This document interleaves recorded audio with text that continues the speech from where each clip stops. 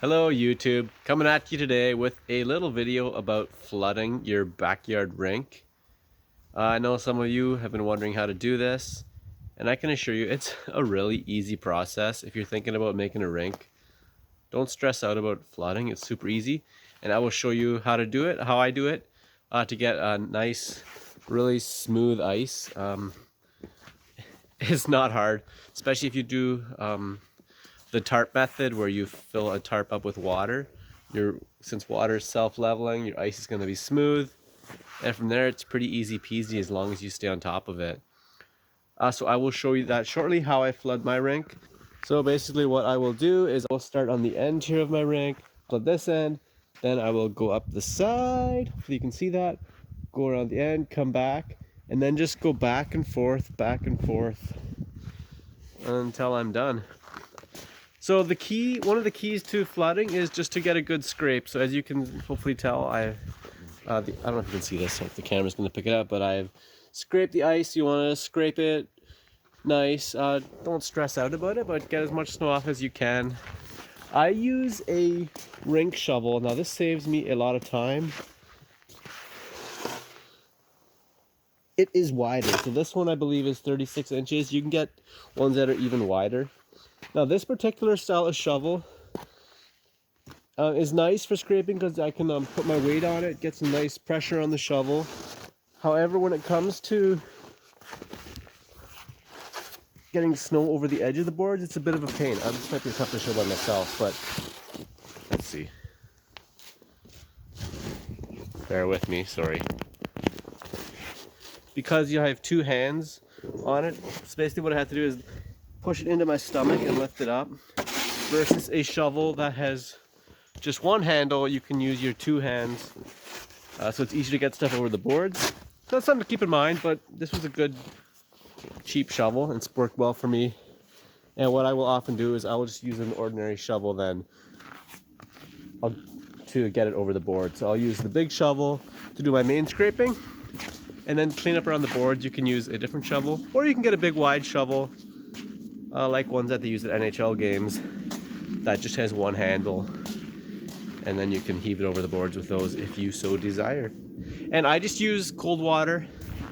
Hot water, I know I've heard works better. I believe it's what they use in the ice resurfacers, but honestly cold water works just fine. And in my case, my outdoor taps, I can only get hot water or cold water from them, and I don't want to run a hose from the inside of the house out a window or a door. That would just be a nuisance. So if you don't have access to hot water, don't even worry about it. Cold water works fine. I've never tried it. I'm not saying hot water isn't better, but cold water is fine. Hot water might freeze faster, and I usually flood at night, so the speed of the freezing is not an issue for me. And you might be wondering, how often do I have to flood? Basically, that's up to your discretion and your use. I will often flood it after we use it, like at night. Because often once I'm home from work, we have dinner, then me and the kids will come out here and skate, and then I will scrape and flood, and the ice is nice for the next day, but it's not necessary. And today here, I haven't flooded probably for several days. It's been skated on quite a bit, and it still looks pretty good. Basically, just flood once you think you need it. And it's going to vary too on the temperature. If the weather is soft, or if the weather is warm, it's going to get chewed up faster, and it's going to depend on how aggressively you're skating, how heavy people are, the talent level and everything. If it's just my kids out here, I got an 8-year-old and a 6-year-old skating, they don't chew it up more, so it's definitely gets chewed up more when I'm out here ripping around.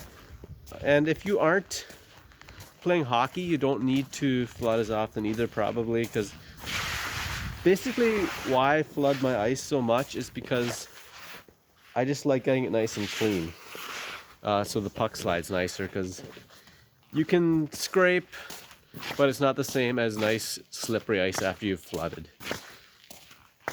So I think that's basically all I was going to talk about before I show you how to flood. Flooding is really simple.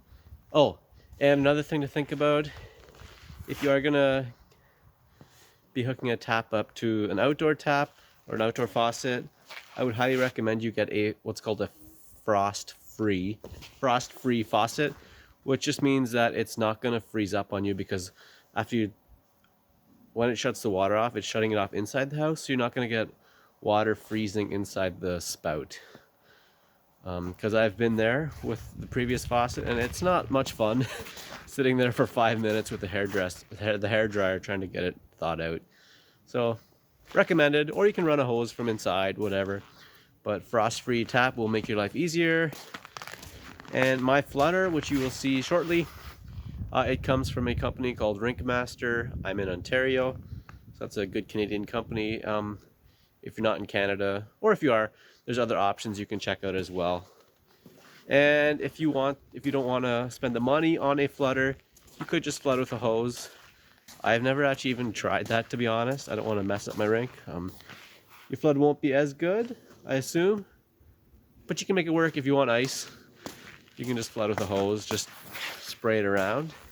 Water is self-leveling, so I would think that could be okay too. So we will see you back here shortly. Alright, I'm back here with my son now. I got my flutter from Rink. So a few other tips. You will want a good hose. I've got here a Flexzilla, which I really like. It is been good, it doesn't kink too much. So stick around to the end of the video if you want to see how I wrap up my hose, so that when I pull it out, it doesn't get full of kinks. It unrolls nicely. And I also use a quick connector on the flutter, and I've got a shut-off valve here, so that'll be handy. So I just plug it into the flutter. Boom, nice and easy. And then I can just open up the tap, and away I go.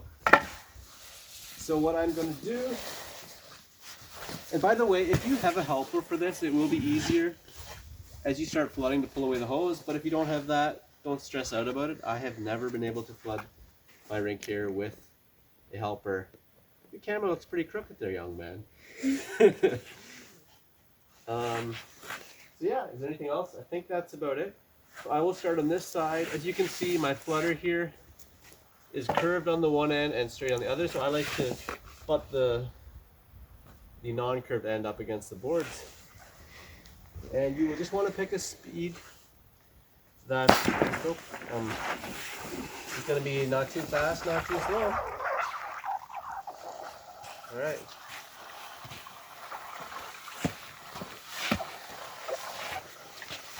I'll just do this and this button to the corner. Try to get pretty close to the edge.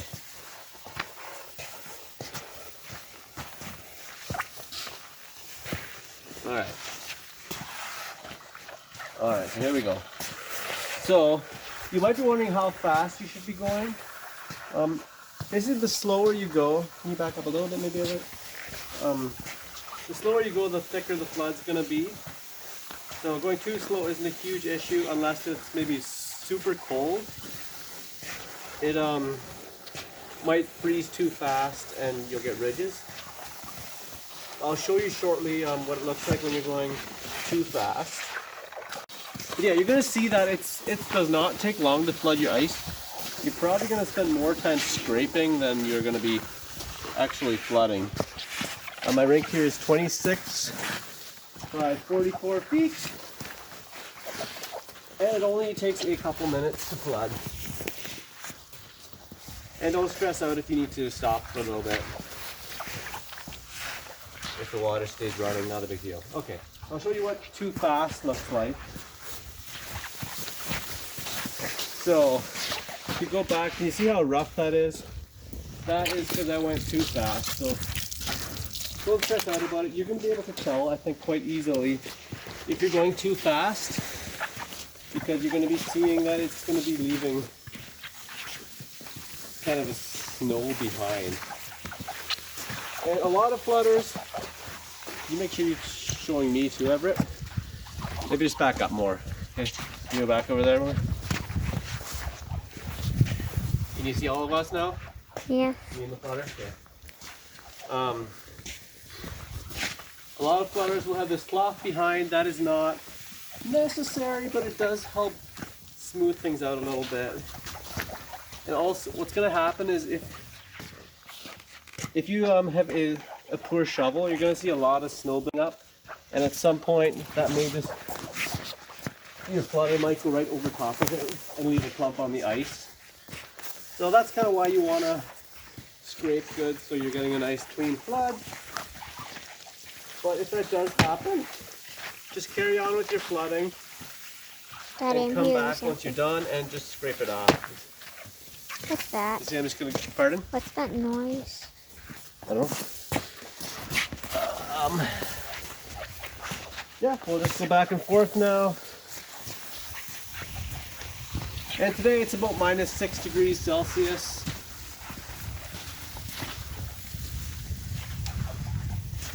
It doesn't have to be a certain temperature when you flood, just as long as it's a little freezing. And the ice can hold you? And the ice can hold you, that's right.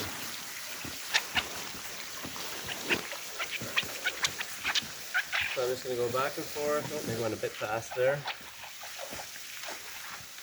But again, okay, do you want to just go over into the slippery part? Just make sure you don't fall, okay? So you can just back up more and show more. Just back up to the edge, okay? I don't think you're getting everything. Right, Like so, that noise. There we go. Alright, I just got a couple more. Okay, I just hold a little bit. Oh, as you can see, I'm almost done already. And I hope. Okay, so I will show you how I wrap the hose. And I just use a figure-8 method. And this will help you to pull it out nicely. So I'll just zoop, zoop. Just back and forth, back and forth. Now I believe this is basically just a dummy's way of doing like the over-under method, if you're familiar with that. I've tried that and have not had good luck with it. So I just do this. I would need to practice the other method. But this is basically a play on that. It will prevent your hose from getting, a bad memory basically. So it just works out like that. I just pick it up in the middle then. Boom. And then I like to take this in at the same time, and then I will just come back and quickly shovel off any of the clumps that are left. He will be back, hopefully. I'm just, how's you doing? There, here we are talking now.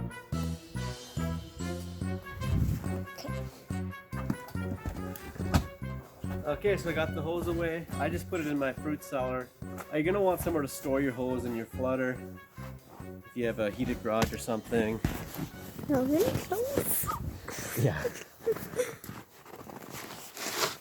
So, last step is just to clean up any little clumpies that I've got on the ice. Do you want to come out on the ice here, Everett? And I'll just show the people what I'm talking about. Just be careful. Alright. So I'm just going to clean up the clumpies that are on the ice. And just be careful when coming back on the ice. Guess what? It's going to be slippery.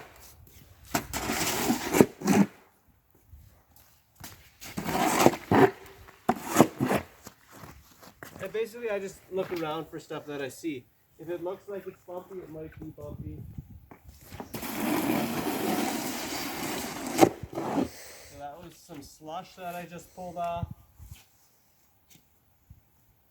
And the better the job that you do flush, the less that you're going to have to do this. But at least for me, some of this always seems to happen a little bit. I just go and quick knock it off. And then that'll be it. So basically the key things that you're going to want to do is do a good shovel. And then don't go too fast when you're flooding. And then come back and clean it up. And you can have sweet ice like this.